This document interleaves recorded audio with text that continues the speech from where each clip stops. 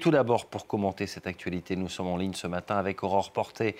Bonjour, vous êtes professeur en politique américaine à Sciences Po Lyon. Merci beaucoup, Aurore Porté, d'être avec nous. D'abord, que nous dit cette victoire de Donald Trump sur la société américaine? Parce qu'il n'a pas que le vote des grands électeurs, il a aussi le soutien du vote populaire, autrement dit la majorité des Américains qui ont voté. Oui, bonjour. Effectivement, on assiste à une vraie vague rouge qui n'avait pas forcément été prévue par les sondeurs, en tout cas pas dans cette mesure-là. Et on sent de la part des Américains une vraie volonté de changement et une grande déception suite à l'administration Biden.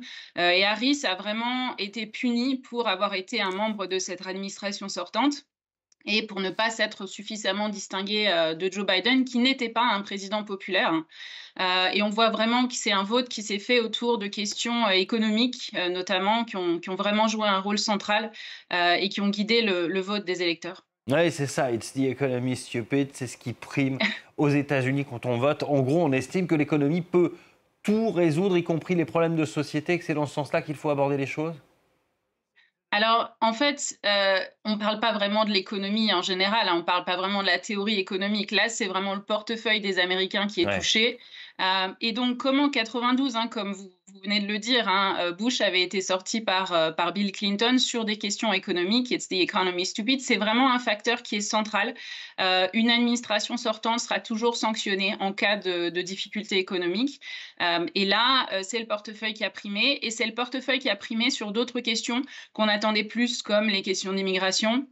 Pardon, pas les questions d'immigration, excusez-moi, mais comme les questions sur l'avortement. On pensait que ça aurait une place plus importante dans le scrutin, ça n'a pas été le cas cette année. Vous l'avez dit, les sondages ont encore failli. Et pourtant, certains annonçaient avoir pris des précautions, disaient même tenter presque de favoriser Donald Trump pour se laisser une sorte de marge d'erreur. Qu'est-ce qui explique que les sondages aient encore mis à côté? On attendait un vote serré, ça ne l'a pas été. Je pense qu'on a vraiment sous-estimé le soutien à Trump, hein. On parle en anglais de wishful thinking. Les médias, qui sont quand même les grands médias américains, par exemple le New York Times, qui sont quand même qui étaient relativement effrayés d'une victoire de Trump, je pense, se sont un petit peu voilés la face. L'annonce des résultats a été lente.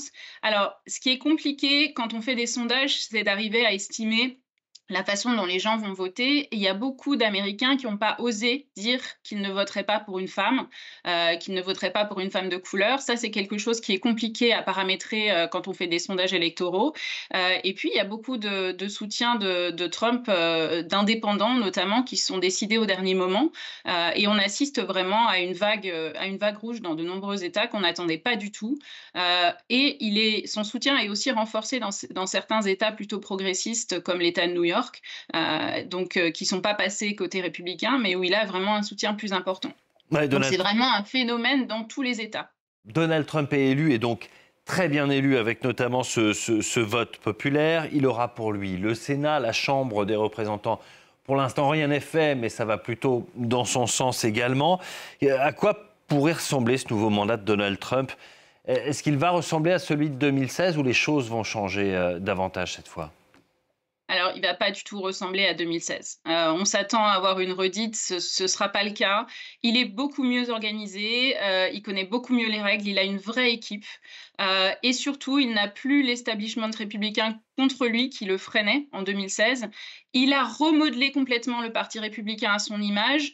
Il a le Sénat, donc ça va aller très vite. Il va pouvoir nommer un gouvernement très rapidement. Il risque d'avoir un soutien au Congrès, alors peut-être une petite majorité, hein, c'est les prévisions. Et donc là, il est vraiment prêt. Et il faut rajouter aussi que l'ensemble du Congrès est rempli de Trumpistes. Il a aidé un certain nombre de sénateurs, il a aidé un certain nombre de républicains à être élus à la Chambre. Et donc ça, ce sont des gens qui seront des soutiens indéfectibles. Et ils le On font aura par donc une conviction, présidence très différente. pardon, ils le font par conviction idéologique ou par opportunité politique? Alors, quand on parle de Trump, c'est difficile de parler d'idéologie.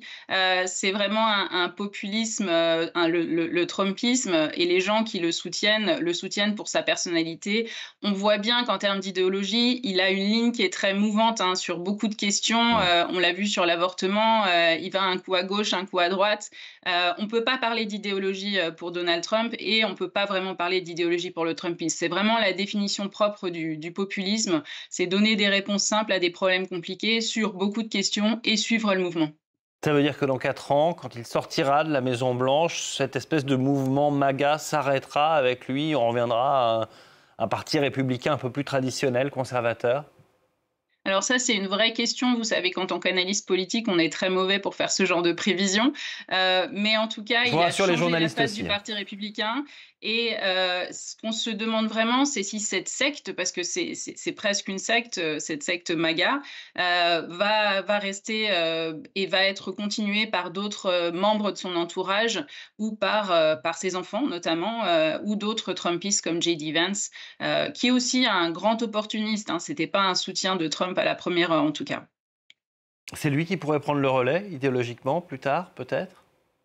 Alors ça me gêne toujours quand vous parlez d'idéologie à ce stade, mais en tout cas, il est Ce tout à fait possible populisme à qu'il prenne le l'américaine, relais. pardon, on va dire ça Voilà, comme ce ça. populisme à l'américaine, on va dire.